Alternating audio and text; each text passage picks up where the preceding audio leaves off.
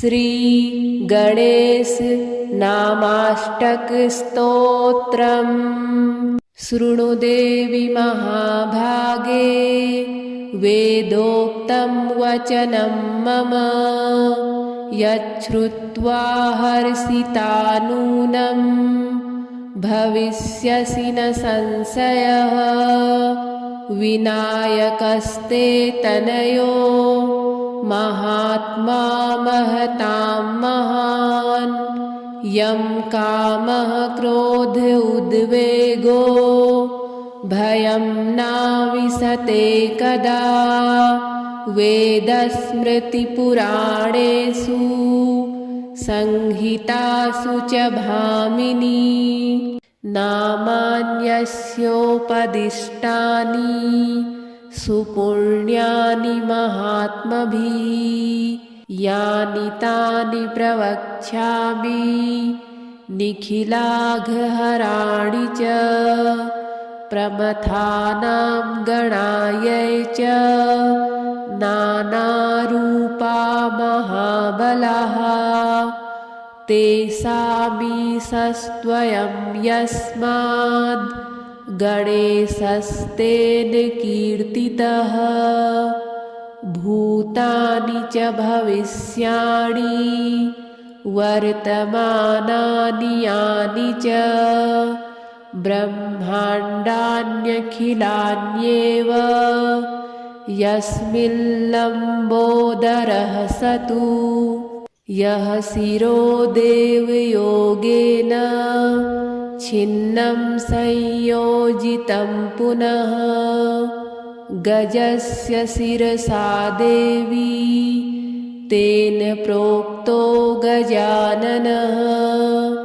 चतुर्थ्यामुदितश्चन्द्रो दर्भिणा सप्त आतुरः, अनेन विधृतो भाले भालचन्द्रस्ततः स्मृतः। सप्तः पुरा सप्तभिस्तु मुनिभिः संक्षयं गतः। जातवेदो दीपितो भूद्ये नासौ शूर्पकर्णकः। पुरा देवासुरो युद्धे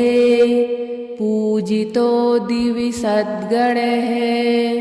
विघ्नं निवारयामास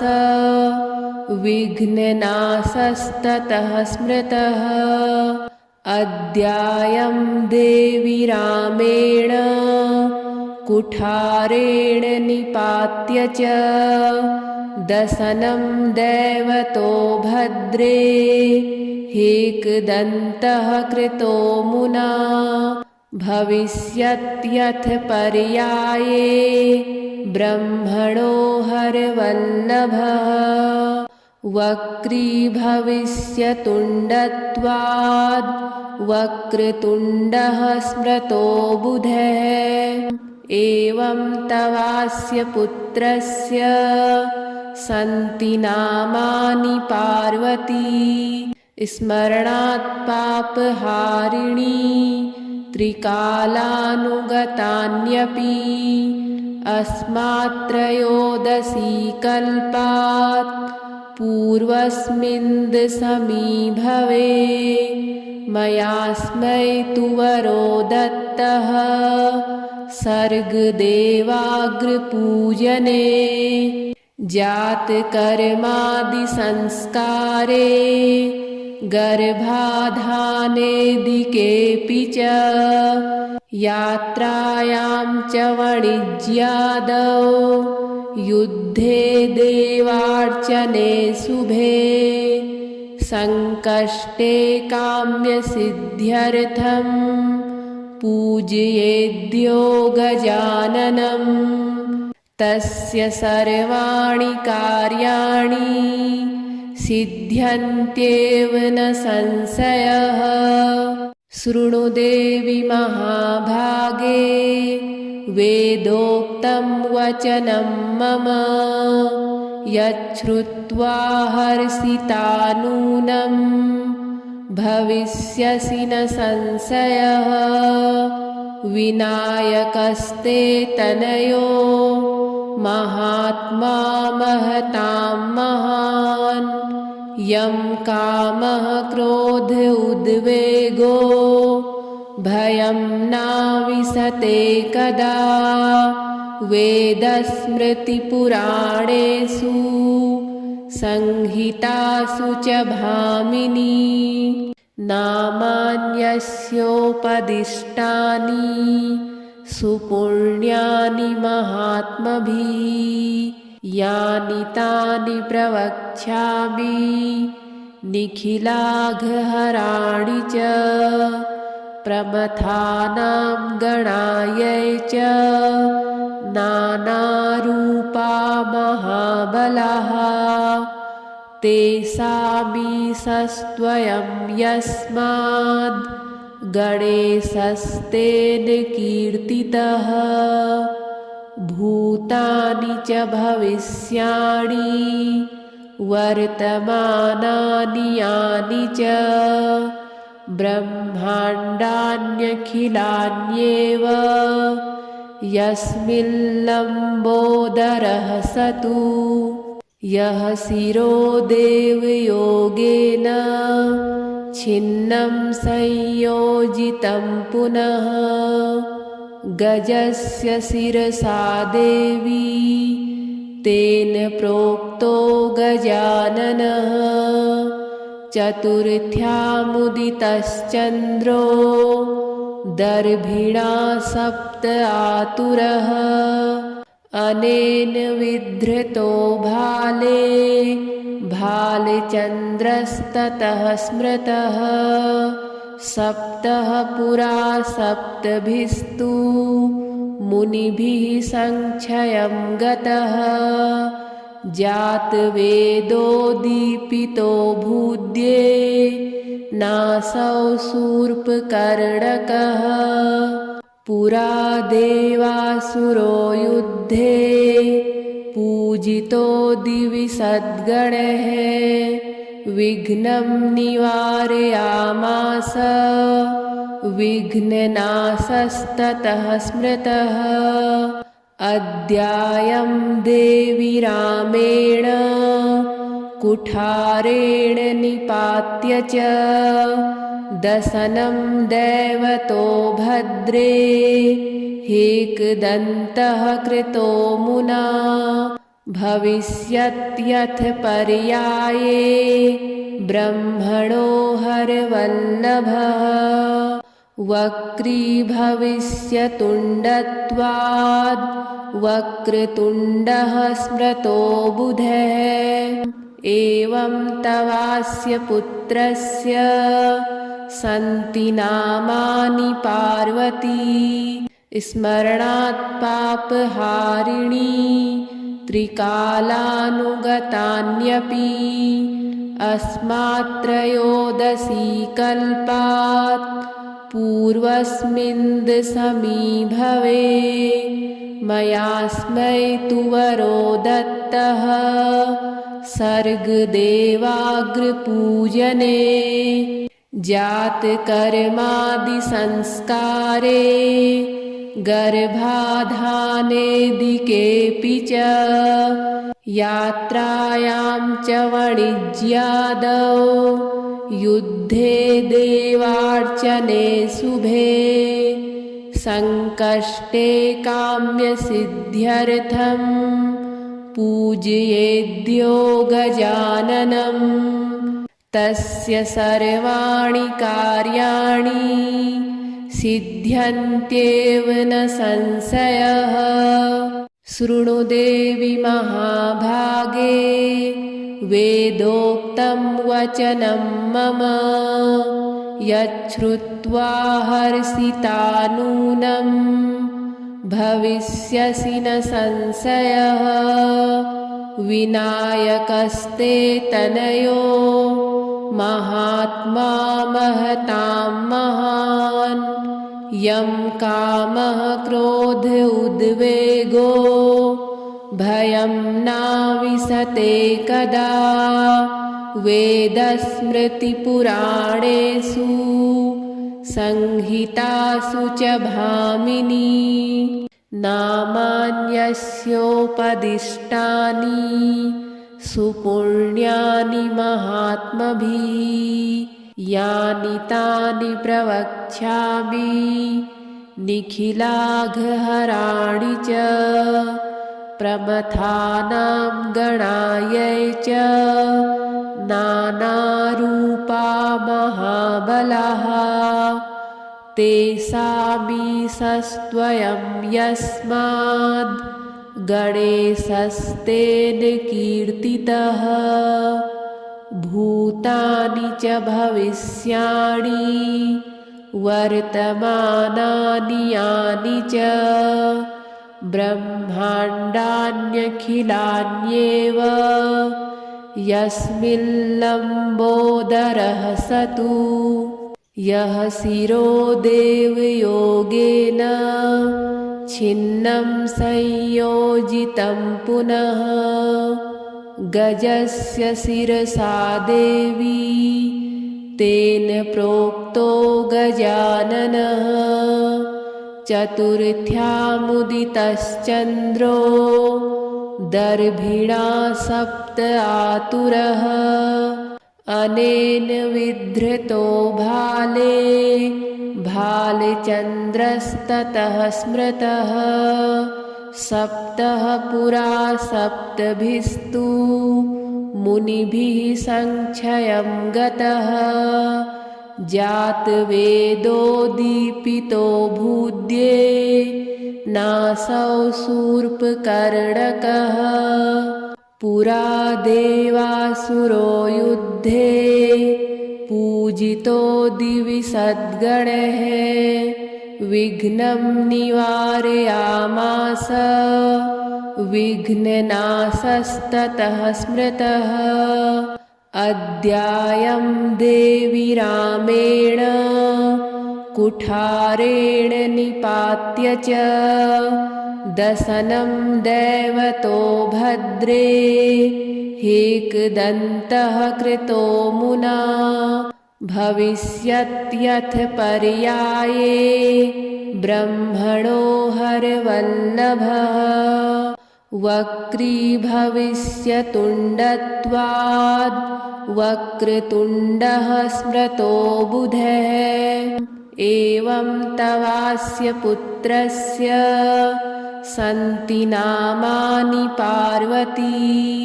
स्मरणात् पापहारिणी त्रिकालानुगतान्यपि अस्मात् त्रयोदशी कल्पात् पूर्वस्मिन् समीभवे मयास्मै तु वरो दत्तः सर्गदेवाग्रपूजने जातकर्मादिसंस्कारे गर्भाधानेऽधिकेऽपि च यात्रायां च वाणिज्यादौ युद्धे देवार्चने शुभे संकष्टे काम्यसिद्ध्यर्थं पूजयेद्यो गजाननं तस्य सर्वाणि कार्याणि सिद्ध्यन्त्येव न संशयः शृणु देवि महाभागे वेदोक्तं वचनं मम यच्छ्रुत्वा हर्षिता नूनं भविष्यसि न संशयः विनायकस्ते तनयो महात्मा महतां महान् यं कामः क्रोध उद्वेगो भयं नाविशते कदा वेदस्मृतिपुराणेषु संहितासु च भामिनी नामान्यस्योपदिष्टानि सुपुण्यानि महात्मभिः यानि तानि प्रवक्ष्यामि निखिलाघहराणि च प्रमथानां गणायै च नानारूपा महाबलाः तेषामीशस्त्वयं यस्माद् गणेशस्तेन कीर्तितः भूतानि च भविष्याणि वर्तमानानि यानि च ब्रह्माण्डान्यखिलान्येव यस्मिन् लम्बोदरः स तु यः शिरो देवयोगेन छिन्नं संयोजितं पुनः गजस्य शिरसा देवी तेन प्रोक्तो गजाननः चतुर्थ्यामुदितश्चन्द्रो दर्भिणा सप्त आतुरः अनेन विधृतो भाले भालचन्द्रस्ततः स्मृतः सप्तः पुरा सप्तभिस्तु मुनिभिः संक्षयं गतः जातवेदो दीपितो भूद्ये नासौ शूर्पकर्णकः पुरा देवासुरो युद्धे पूजितो दिवि सद्गणैः विघ्नं निवारयामास विघ्ननाशस्ततः स्मृतः अद्यायं देवी रामेण कुठारेण निपात्य च दशनं दैवतो भद्रे हेकदन्तः कृतो मुना भविष्यत्यथ पर्याये ब्रह्मणो हरवल्लभः वक्री भविष्यतुण्डत्वाद् वक्रतुण्डः स्मृतो बुधः एवं तवास्य पुत्रस्य सन्ति नामानि पार्वती स्मरणात् पापहारिणी त्रिकालानुगतान्यपि अस्मात्त्रयोदशी कल्पात् पूर्वस्मिन् समीभवे मयास्मै तु वरो दत्तः सर्गदेवाग्रपूजने जातकर्मादिसंस्कारे गर्भाधानेदिकेऽपि च यात्रायां च वाणिज्यादौ युद्धे देवार्चने शुभे संकष्टे काम्यसिद्ध्यर्थं पूजयेद्यो गजाननं तस्य सर्वाणि कार्याणि सिद्ध्यन्त्येव न संशयः शृणु देवि महाभागे वेदोक्तं वचनं मम यच्छ्रुत्वा हर्षिता नूनं भविष्यसि न संशयः विनायकस्ते तनयो महात्मा महतां महान् यं कामः क्रोध उद्वेगो भयं नाविशते कदा वेदस्मृतिपुराणेषु संहितासु च भामिनी नामान्यस्योपदिष्टानि सुपुण्यानि महात्मभिः यानि तानि प्रवक्ष्यामि निखिलाघहराणि च प्रमथानां गणायै च नानारूपा महाबलाः तेषामीशस्त्वयं यस्माद् गणेशस्तेन कीर्तितः भूतानि च भविष्याणि वर्तमानानि यानि च ब्रह्माण्डान्यखिलान्येव यस्मिन् लम्बोदरः स तु यः शिरो देवयोगेन छिन्नं संयोजितं पुनः गजस्य शिरसा देवी तेन प्रोक्तो गजाननः चतुर्थ्यामुदितश्चन्द्रो दर्भिणा सप्त आतुरः अनेन विधृतो भाले भालचन्द्रस्ततः स्मृतः सप्तः पुरा सप्तभिस्तु मुनिभिः संक्षयं गतः जातवेदो दीपितो भूद्ये नासौ शूर्पकर्णकः पुरा देवासुरो युद्धे पूजितो दिवि सद्गणैः विघ्नं निवारयामास विघ्ननाशस्ततः स्मृतः अद्यायं देवी रामेण कुठारेण निपात्य च दशनं दैवतो भद्रे हेकदन्तः कृतो मुना भविष्यत्यथ पर्याये ब्रह्मणो हरवल्लभः वक्री भविष्यतुण्डत्वाद् वक्रतुण्डः स्मृतो बुधः एवं तवास्य पुत्रस्य सन्ति नामानि पार्वती स्मरणात् पापहारिणी त्रिकालानुगतान्यपि अस्मात्त्रयोदशी कल्पात् पूर्वस्मिन् समीभवे मयास्मै तु वरो दत्तः सर्गदेवाग्रपूजने जातकर्मादिसंस्कारे गर्भाधानेदिकेऽपि च यात्रायां च वाणिज्यादौ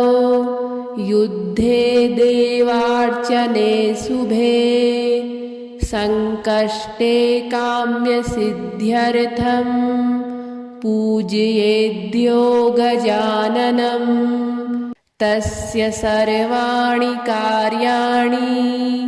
सिद्ध्यन्त्येव न संशयः शृणु देवि महाभागे वेदोक्तं वचनं मम यच्छ्रुत्वा हर्षिता नूनं भविष्यसि न संशयः विनायकस्ते तनयो महात्मा महतां महान् यं कामः क्रोध उद्वेगो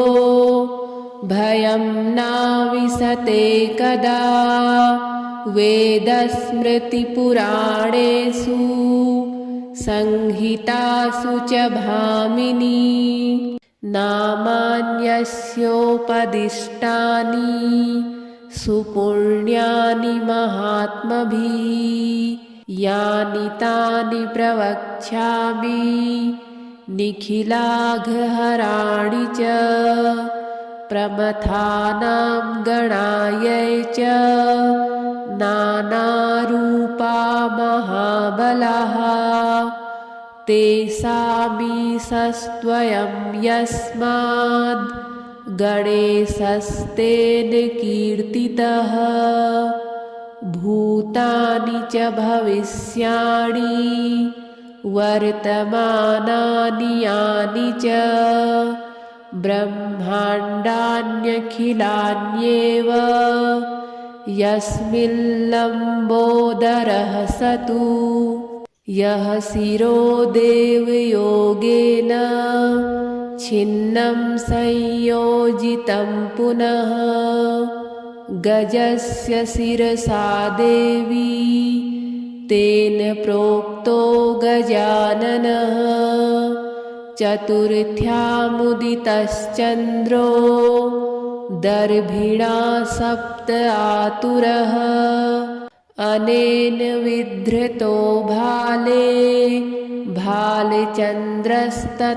स्मृतः सप्तः पुरा सप्तभिस्तु मुनिभिः संक्षयं गतः जातवेदो दीपितो भूद्ये नासौ शूर्पकर्णकः पुरा देवासुरो युद्धे पूजितो दिवि सद्गणैः विघ्नं निवारयामास विघ्ननाशस्ततः स्मृतः अद्यायं देवी रामेण कुठारेण निपात्य च दशनं दैवतो भद्रे एकदन्तः कृतो मुना भविष्यत्यथ पर्याये ब्रह्मणो हरवल्लभः वक्रीभविष्यतुण्डत्वाद् वक्रतुण्डः स्मृतो बुधः एवं तवास्य पुत्रस्य सन्ति नामानि पार्वती स्मरणात् पापहारिणी त्रिकालानुगतान्यपि अस्मात्त्रयोदशी कल्पात् पूर्वस्मिन् समीभवे मयास्मै तु वरो दत्तः सर्गदेवाग्रपूजने जातकर्मादिसंस्कारे गर्भाधानेदिकेऽपि च यात्रायां च वाणिज्यादौ युद्धे देवार्चने शुभे संकष्टे काम्यसिद्ध्यर्थं पूजयेद्यो गजाननं तस्य सर्वाणि कार्याणि सिद्ध्यन्त्येव न संशयः शृणु देवि महाभागे वेदोक्तं वचनं मम यच्छ्रुत्वा हर्षिता नूनं भविष्यसि न संशयः विनायकस्ते तनयो महात्मा महतां महान्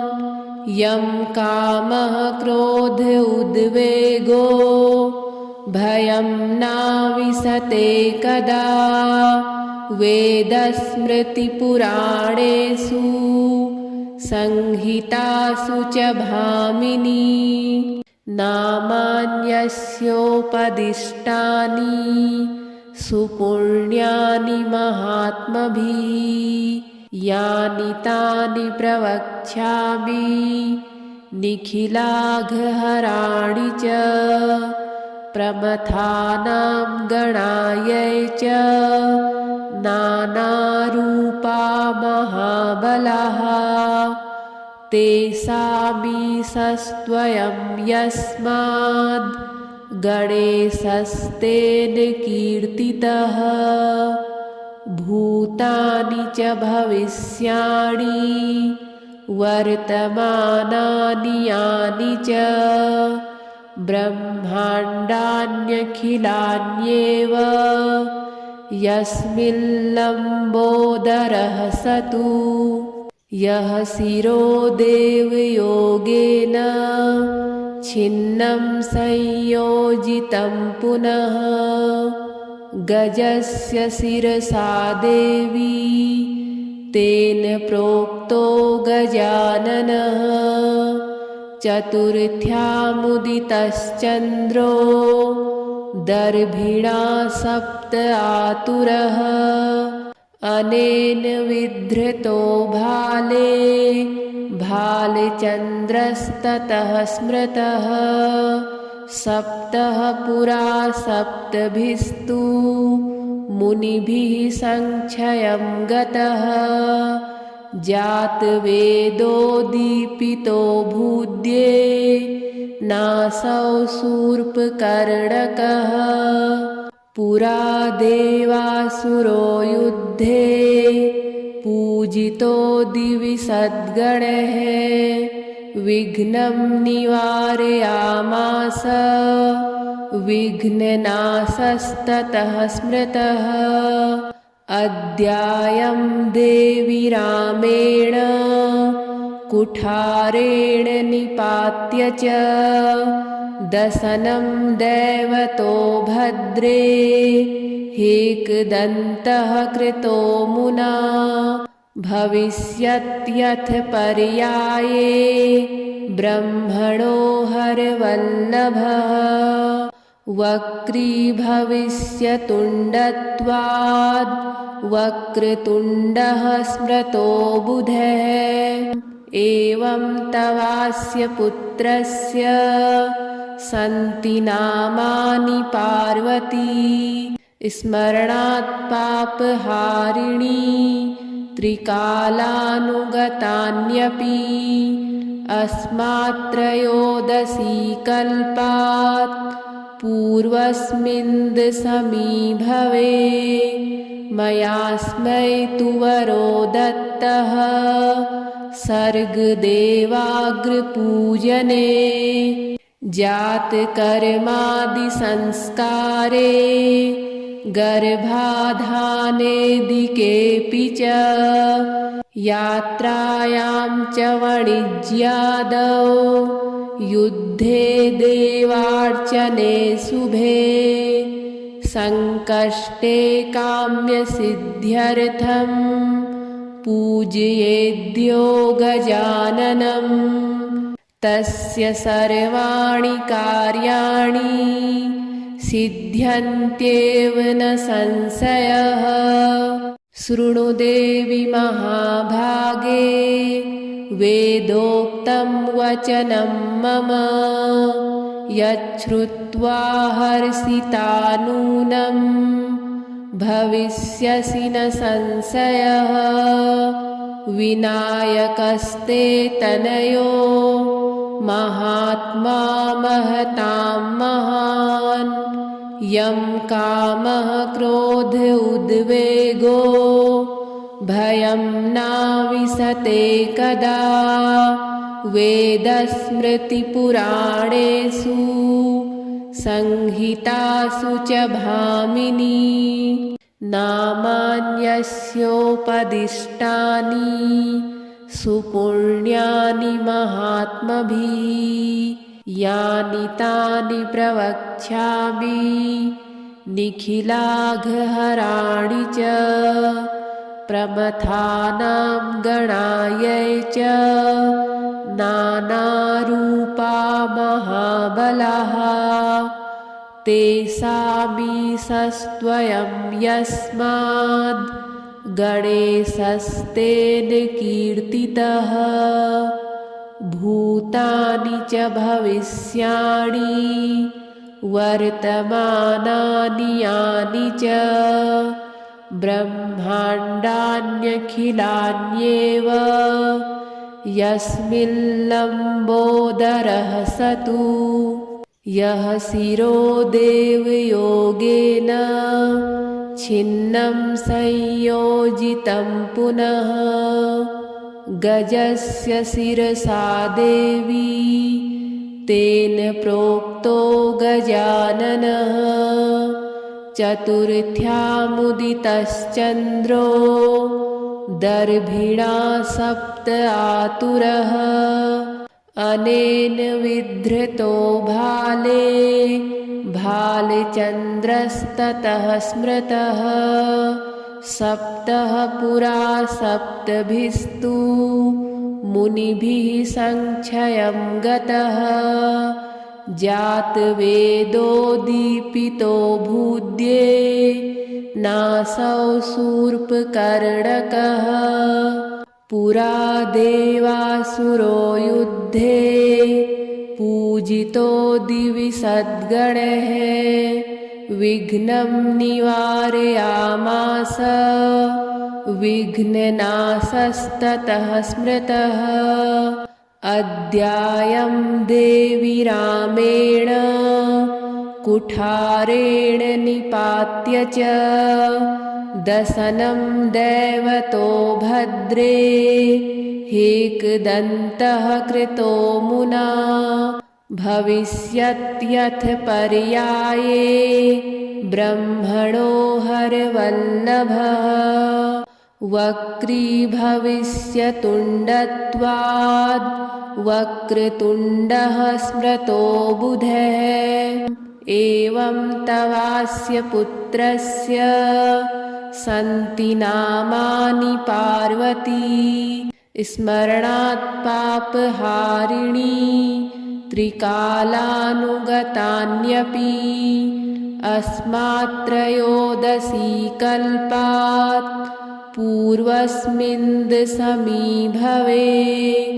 मयास्मै तु वरो दत्तः सर्गदेवाग्रपूजने जातकर्मादिसंस्कारे गर्भाधानेदिकेऽपि च यात्रायां च वाणिज्यादौ युद्धे देवार्चने शुभे संकष्टे काम्यसिद्ध्यर्थं पूजयेद्यो गजाननं तस्य सर्वाणि कार्याणि सिद्ध्यन्त्येव न संशयः। शृणु देवि महाभागे वेदोक्तं वचनं मम यच्छ्रुत्वा हर्षिता नूनं भविष्यसि न संशयः। विनायकस्ते तनयो महात्मा महतां महान् यं कामः क्रोध उद्वेगो भयं नाविशते कदा वेदस्मृतिपुराणेषु संहितासु च भामिनी नामान्यस्योपदिष्टानि सुपुण्यानि महात्मभिः यानि तानि प्रवक्ष्यामि निखिलाघहराणि च प्रमथानां गणायै च नानारूपा महाबलाः तेषामीशस्त्वयं यस्माद् गणेशस्तेन कीर्तितः भूतानि च भविष्याणि वर्तमानानि यानि च ब्रह्माण्डान्यखिलान्येव यस्मिन् लम्बोदरः स तु यः शिरो देवयोगेन छिन्नं संयोजितं पुनः गजस्य शिरसा देवी तेन प्रोक्तो गजाननः चतुर्थ्यामुदितश्चन्द्रो दर्भिणा सप्त आतुरः अनेन विधृतो भाले भालचन्द्रस्ततः स्मृतः सप्तः पुरा सप्तभिस्तु मुनिभिः संक्षयं गतः जातवेदो दीपितो भूद्ये नासौ शूर्पकर्णकः पुरा देवासुरो युद्धे पूजितो दिवि सद्गणैः विघ्नं निवारयामास विघ्ननाशस्ततः स्मृतः अद्यायं देवी रामेण कुठारेण निपात्य च दशनं दैवतो भद्रे हेकदन्तः कृतो मुना भविष्यत्यथ पर्याये ब्रह्मणो हरवल्लभः वक्रीभविष्यतुण्डत्वाद् वक्रतुण्डः स्मृतो बुधः एवं तवास्य पुत्रस्य सन्ति नामानि पार्वती स्मरणात् पापहारिणी त्रिकालानुगतान्यपि अस्मात्त्रयोदशी कल्पात् पूर्वस्मिन् दशमीभवे मयास्मै तु वरो दत्तः सर्गदेवाग्रपूजने जातकर्मादिसंस्कारे गर्भाधानेदिकेऽपि च यात्रायां च वाणिज्यादौ युद्धे देवार्चने शुभे संकष्टे काम्यसिद्ध्यर्थं पूजयेद्यो गजाननम् तस्य सर्वाणि कार्याणि सिद्ध्यन्त्येव न संशयः शृणु देवि महाभागे वेदोक्तं वचनं मम यच्छ्रुत्वा हर्षिता नूनं भविष्यसि न संशयः विनायकस्ते तनयो महात्मा महतां महान् यं कामः क्रोध उद्वेगो भयं नाविशते कदा वेदस्मृतिपुराणेषु संहितासु च भामिनी नामान्यस्योपदिष्टानि सुपुण्यानि महात्मभिः यानि तानि प्रवक्ष्यामि निखिलाघहराणि च प्रमथानां गणायै च नानारूपा महाबलाः तेषामीशस्त्वयं यस्माद् गणेशस्तेन कीर्तितः भूतानि च भविष्याणि वर्तमानानि यानि च ब्रह्माण्डान्यखिलान्येव यस्मिन् लम्बोदरः स तु यः शिरो देवयोगेन छिन्नं संयोजितं पुनः गजस्य शिरसा देवी तेन प्रोक्तो गजाननः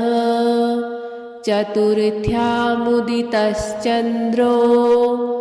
दर्भिणा सप्त आतुरः अनेन विधृतो भाले भालचन्द्रस्ततः स्मृतः सप्तः पुरा सप्तभिस्तु मुनिभिः संक्षयं गतः जातवेदो दीपितो भूद्ये नासौ शूर्पकर्णकः पुरा देवासुरो युद्धे पूजितो दिवि सद्गणैः विघ्नं निवारयामास विघ्ननाशस्ततः स्मृतः अद्यायं देवी रामेण कुठारेण निपात्य च दशनं दैवतो भद्रे हेकदन्तः कृतो मुना भविष्यत्यथ पर्याये ब्रह्मणो हरवल्लभः वक्रीभविष्यतुण्डत्वाद् वक्रतुण्डः स्मृतो बुधः। एवं तवास्य पुत्रस्य सन्ति नामानि पार्वती स्मरणात् पापहारिणी त्रिकालानुगतान्यपि अस्मात्त्रयोदशी कल्पात् पूर्वस्मिन् समीभवे मयास्मै तु वरो दत्तः सर्गदेवाग्रपूजने जातकर्मादिसंस्कारे गर्भाधानेऽधिकेऽपि च यात्रायां च वाणिज्यादौ युद्धे देवार्चने शुभे संकष्टे काम्यसिद्ध्यर्थं पूजयेद्यो गजाननं तस्य सर्वाणि कार्याणि सिद्ध्यन्त्येव न संशयः।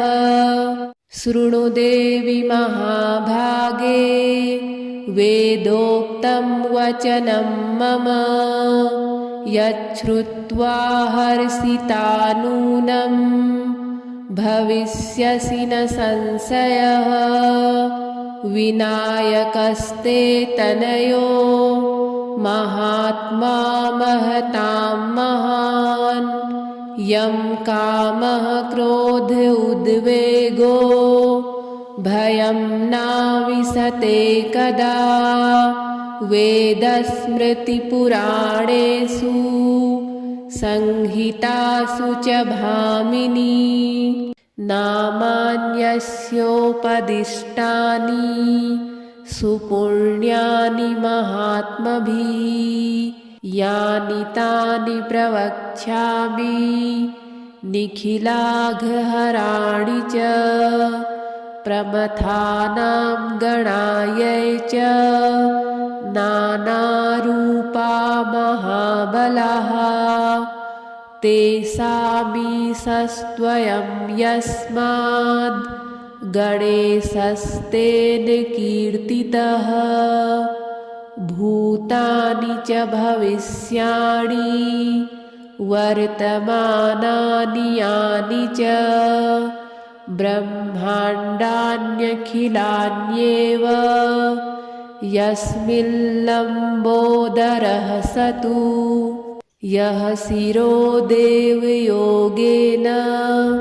छिन्नं संयोजितं पुनः गजस्य शिरसा देवी तेन प्रोक्तो गजाननः। चतुर्थ्यामुदितश्चन्द्रो दर्भिणा सप्त आतुरः अनेन विधृतो भाले भालचन्द्रस्ततः स्मृतः। सप्तः पुरा सप्तभिस्तु मुनिभिः संक्षयं गतः जातवेदो दीपितो भूद्ये नासौ शूर्पकर्णकः। पुरा देवासुरो युद्धे पूजितो दिवि सद्गणैः विघ्नं निवारयामास विघ्ननाशस्ततः स्मृतः। अद्यायं देवी रामेण कुठारेण निपात्य च दशनं दैवतो भद्रे एकदन्तः कृतो मुना भविष्यत्यथ पर्याये ब्रह्मणो हरवल्लभः। वक्रीभविष्यतुण्डत्वाद् वक्रतुण्डः स्मृतो बुधः। एवं तवास्य पुत्रस्य सन्ति नामानि पार्वती स्मरणात् पापहारिणी त्रिकालानुगतान्यपि अस्मात्त्रयोदशी कल्पात् पूर्वस्मिन्द् समीभवे मयास्मै तु वरो दत्तः सर्गदेवाग्रपूजने जातकर्मादिसंस्कारे गर्भाधानेदिकेऽपि च यात्रायां च वाणिज्यादौ युद्धे देवार्चने शुभे संकष्टे काम्यसिद्ध्यर्थं पूजयेद्यो गजाननं तस्य सर्वाणि कार्याणि सिद्ध्यन्त्येव न संशयः।